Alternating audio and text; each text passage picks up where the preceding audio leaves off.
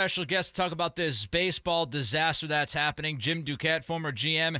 He's also a Major League Baseball Network radio analyst. Jim, thanks for joining the show here. The Nick Cattle Show, Sports 1140 KHTK.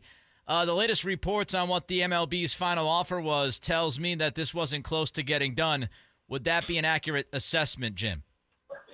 I think so. Thanks for having me on, Nick. I think with, the frustrating part about it is they had separate sessions, 13 or so different ones yesterday. And, the feeling coming out of there, even though they had a little ways to go, it felt like they were definitely trending in the right direction. Watching the Commissioner Manfred's press conference a little bit, he said, they didn't necessarily say this was a final best offer, but they had some wiggle room. But it certainly doesn't seem like a little bit of wiggle room is what we're separated by, on both sides. So, we started to get a little bit more feeling from the players that they didn't quite feel the same as the owners in terms of how close they were. And I think that's the frustrating part is they seem to be going down different railroad tracks, unfortunately. And that usually, turns out to be a disaster. And it's why we're sitting here with him talking about missing regular season games now. There was a lot of positive spin late last night. Is there any other way to read that than the owners were setting up the PA to take the fall today? Yeah, I think it's a fair way to say it. I do think, though, a little bit in fairness on that if you start to look at some of the numbers, they'd actually come to a couple of examples there. Okay, the owners decided that the taxation rate on the collective bargaining tax was going to go back to the original agreement. That was a pretty big, I think, regression or concession that the owners gave back to the players. Players, I thought, gave back, their arbitration number. I think it was 22% of the Super 2 class would be arbitration eligible. That goes back to the original agreement. And those were both kind of lines in the sand that they had they felt were important to them. So once you felt like that hurdle was overcome, I think it was fair to at least think, geez, all right, we're not that far away. If you look at the numbers on a minimum salary tax, there's about $25,000 difference. That's not that big of a deal. There's a lot of difference in the taxation, the threshold. It's about 18 million, right? And I think there's a big pre-arbitration pool money. There's a huge difference, about 50 million.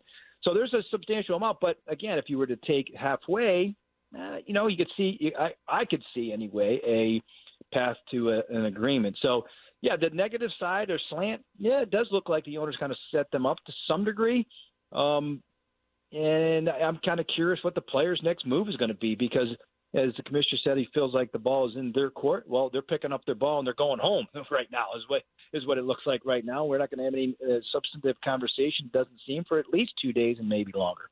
Former baseball GM, now analyst for MLB Network Radio, is with us here. Jim Duquette, Nick Cattle Show, Sports 1140 KHTK. Jim, we all knew this was going to happen, at least get down to this deadline. We knew this years ago. There was going to be an issue. Why did MLB and the PA on their side as well, why did they drag their feet and not start talking in earnest until the last few days? I think that's the best question of all, right? So the lockout was designed to supposedly expedite the discussions. That was what Commissioner Manfred said on December 1st. And then they, who imposed the lockout, didn't make an offer for 43 straight days. And then we saw 7 sessions from December 1 to about February 17th. Only 7 sessions during that period of time. And so, they put all of this emphasis. There had been very little to no advancement during those first 7 sessions. And so all this pressure was put on this week, meeting daily. And, for me, there's a lot of time that was lost during that period. And a lot of times in these negotiations, my experiences have always been that you don't get the real offers until there's an actual deadline. So I get all that, but they missed all this opportunity to close the gap and have a meaningful dialogue in the final 48 to 72 hours to actually get close to a deal. So now we have to sit here and wait. And, I think if you go back and look at the strategy, it was a flawed strategy on the ownership side. I'm with you. 5 p.m. deadline that came and went today. Do you think the league will stand by that? Well, listening to the commissioner a little bit, and I think any negotiation, you don't like to put a hard line in the sand where like, hey, this is our final best offer, take it or leave it. That never goes over well. And, it didn't go over, even though it was portrayed that way. At least the commissioner said that's not the way it was relayed. I do think that the 5 p.m. deadline is now come and gone. It sounds like the players are departing Florida after 9 days down there. So, and the representatives from the Players Association are going back to New York. And I think that's the hard part about this is, I think you still want to keep the dialogue moving and continuing, but you're going to take a little bit of a break here. And, picking it up where they left off is always difficult, right? You start to form these really hard lines in the sand. So I'm skeptical, unfortunately, that we're going to miss more games in April than we want.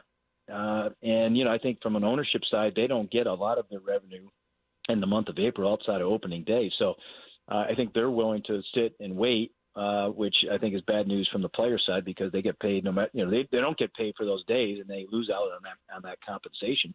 Not likely that they would get that back for this year. Former baseball GM Jim Duquette is with us. He's currently with the MLB Network Radio as an analyst.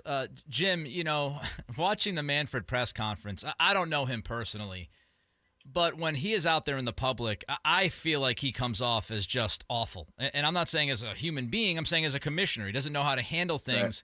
Right. This press conference today, he's standing up there at the podium. He's giggling. He's smiling. How much damage does he do by himself, the way he handles some of these things at times? Yeah, I think that's the hard part, because he's, in his previous role, he was a chief reason why we had labor peace right.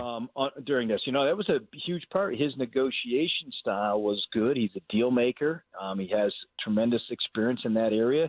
As a lawyer, very accomplished. He's done some good things in the sport. But there are times where, at least from a PR side of things, I think there are other commissioners that maybe score higher in that regard, for sure. So, and I think, the popularity is always kind of an interesting one, but he's not overly popular within the sport. Bottom line is none of that should matter at the end of the day. It means getting back into the room is what's most important. I thought with him inserting himself in the last 48 hours, that was a positive sign because he is such a skilled negotiator and a deal maker. So I'm hopeful that because he did his actions over the last couple of days, I'm hopeful that will continue moving forward and that he doesn't have, kind of pass on to the chief negotiators, even though Dan Hallam, some of his assistants are very good at it. I think this requires the attention of the commissioner moving forward. Last one for you, Jim, and again, thanks for the time. Your gut feel on this, how much damage has been done to the game over the past 2 to 3 months? Well, I think that one remains to be seen. I don't think that the fans generally relate to these type of, to the amount of money that's being tossed around. That's number one. Number two, I don't know about you, but when we're talking about it on my show, there's not a lot of conversation about fans don't like talking about the lockout. They just want a deal to get done. They don't want to miss games. They want to be able to watch their favorite players. Yep. So now that we're missing games, now that's where the true damage comes into the sport, right? And I think with all of these alternatives now, the last time we missed games was 28 years ago, right? There wasn't as much going on. Now there's a lot more going on, other alternatives. I do worry about the interest in the sport because we've seen it waning, over the last few years. I do worry about it moving forward. It recovered from 94, 95. But this is, I think, a different animal here and much more difficult, I think, to recover from. His name is Jim Duquette, former GM in Major League Baseball, current MLB Network Radio analyst. Jim, thanks for the time. Let's do this again soon. All right, you got it, Nick. Thanks for having me. I appreciate it. All right, there goes Jim Duquette. Some really good information there. And I'm concerned about the damage the last 2 to 3 months has done to the game of baseball. Baseball used to be my first love. It's the game I grew up watching. It's the game I grew up playing. My father took me to Red Sox games, Pawtucket Red Sox and Boston Red Sox. And, as I get older, I get more frustrated with the sport. And we'll talk about that more later, but it's very annoying what's played out over the past few days. Very, very annoying if you love the game of baseball. Should the 49ers trade George Kittle? My answer coming up.